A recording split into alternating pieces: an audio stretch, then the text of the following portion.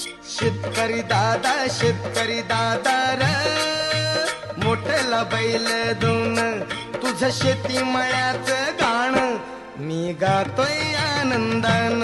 तुझं शेती मळ्याचं गाण